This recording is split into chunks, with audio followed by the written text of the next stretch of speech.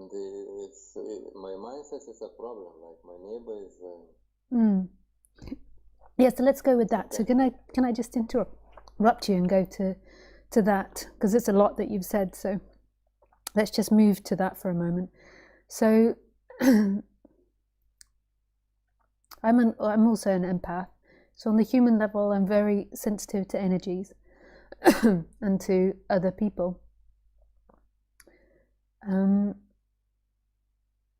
But you have to be really clear with yourself that freedom isn't about the energies that you feel in your body. So it can, as you meditate more, you can become more sensitive, and then the idea becomes that you've got to be in this blissful state or in these certain energies all the time.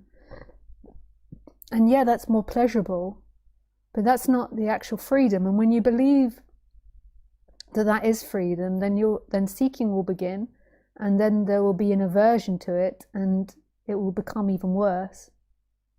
So I'm not denying that we feel people's energy. I think that this is something that's massively understated by psychologists and by the West. We never really talk about being able to feel people's emotions and feelings, which we totally can. Like we do have this like telepathic nature in us, the same way ants do, and the same way like all animals that live in packs do. But if you believe that's your freedom, then it's going to create suffering in you, because you can't really accept what's happening.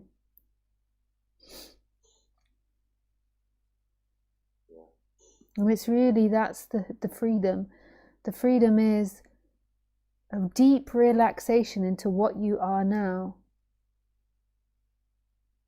It's not dependent on environments or situations or feelings. It's really dependent on yourself as that I am and as that empty looking.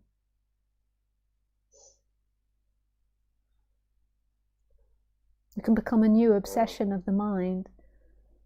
And it's really seeing it's not true. It can become like an earworm.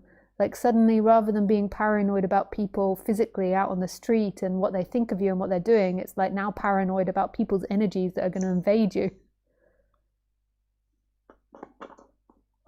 There was a period like I was not accepting happening things in job. Now the job is okay, I can tolerate it. Okay, now I want my spare time. Where is my spare time? I want to relax. Why did you? Well, but I completely follow the point, and everyone says me that, and not all teachers would say the same. Yeah. I think that if you found a place where everybody's energy is gone, there'll be another problem if you don't see now that the freedom is there all the time in the good and the bad energies. The mind will pick another problem when you go to another place. Like we're never going to get to this paradise in life where we're all done. We're like, okay, this is good, this is good, this is good, because there's always going to be problems in life. It's part of the nature of life. It grows and then it contracts. It grows and it contracts. So it's really seeing like what is free in all of that. Otherwise, it wouldn't be freedom if it's dependent on life, if it's dependent on environment. You have to accept pain too. Yeah.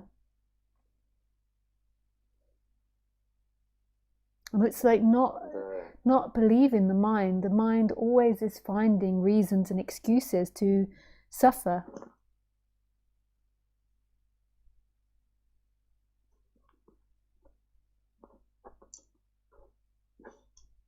For a while I liked something you told me before, like think about what you like and not about what you don't like.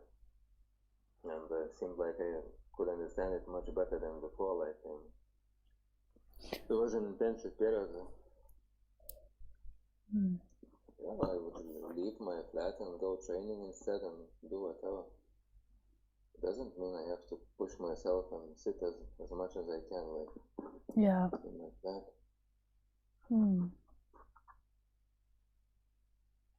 Thank you so much, Lisa. Yeah, with pleasure. Yeah, lovely to speak with you. Before. Yeah, thank you. Bye. Thank you. Bye.